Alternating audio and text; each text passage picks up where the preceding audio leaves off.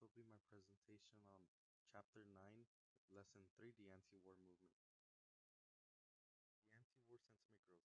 Protests in the draft. During the Vietnam War, it started with volunteers, but by 1965, 10 years after the Vietnam War started, the military was compiled of draftees which added up to 1.5 million men. These men were usually from lower class or poor backgrounds, which led to the growth of the anti-war sentiment.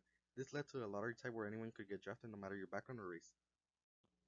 Protests on college campuses. There was also a lot of protesting in university/college campuses, ranging from students to professors.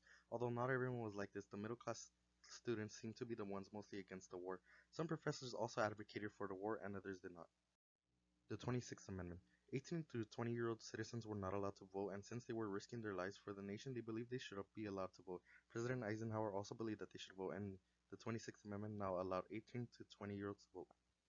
The role of the media. Since most people had TV sets, they saw how the media portrayed the war compared to the government. It gave insight on the war and the reality of the war. The government painted it into a successful war versus journalists saying the opposite. Now people were getting distrustful of the statements made by the government. This image shows the anti-war students protesting the U.S. invasion of Cambodia in May 1970.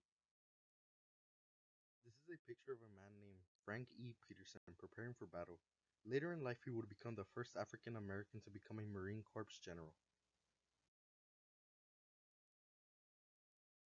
This next image shows protesters marching towards the Armed Forces Induction Center in New York City in order to voice their opposition of the draft. Over 4,000 people showed up at this march. This next image shows a journalist named Mike Wallace who is reporting from the front lines of the war. Since the creation of new broadcasting technology, this is the first time US viewers would catch a glance of the events on the war zone. The Tet Offensive, Prologue.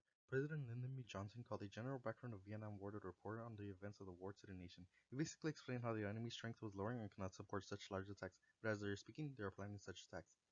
Widespread attacks. In 1968, the US officials anticipated an attack from the communists and as such prepared. There was a total of 36 coordinated attacks on South Vietnam, and eventually South Vietnam and the US military won, making sure they didn't reach their ultimate goal. But it did cause a massive blow and demonstrated that the communists still had the strength to pull off a massive offensive. Shifting policy from victory to peace. After the Tet Offensive, more American military leaders seemed to be less confident about ending the Vietnam War so quickly. President Johnson asked his Secretary of Defense Clark Clifford to look into the matter. Whilst looking into the matter, he noticed how it was practically unwinnable, after which President Johnson changed from trying to get victory to negotiating peace. Johnson refuses to seek re-election. After getting the information from Clifford, he gave a speech in which he noted that the nation would negotiate peace instead of victory, after which he announced that he would not run for re-election. This is a map that shows the Tet Offensive, which shows the parts of Vietnam that suffered the most attacks, which were mostly around the ocean. This image shows an American tank patrolling the ruins of Saigon in 1968, and were unprepared for which this was during the ceasefire after the celebration of Tet, which is the Vietnam Lunar New Year. The 1968 presidential election. As President Johnson announced he would not seek re-election, many Americans believed this was an opportunity for change, but soon this would lead to a nearing future of violence. King and Kennedy's assassination. During the spring and summer of 1968, two prominent peace and change leaders were assassinated. Those two men were Martin Luther King Jr., who was advocating at the time for civil rights and anti-war movement, and Robert F. Kennedy, brother of John F. Kennedy, ran for presidential election, who based his campaign on compassion and idealism. Many supported both leaders, but within 2 months, both were killed.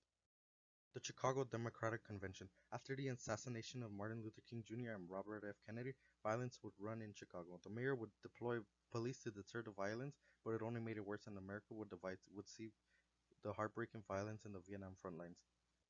Richard Nixon wins the election. Eventually, Republicans chose Richard Nixon, who would later win in the 1968 election and would now lead Republican-dominated American presidency. This is an obituary which announced Robert F. Kennedy's death, which shocked the nation and the world. This is an old picture from the 1968 Democratic National Convention, which shows the chaos as protesters clashed with the Chicago police force. Essential question: what is America's role in the world?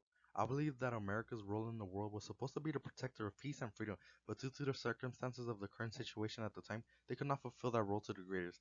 Overall, this would become one of the biggest failures in American history, seeing how the war ended.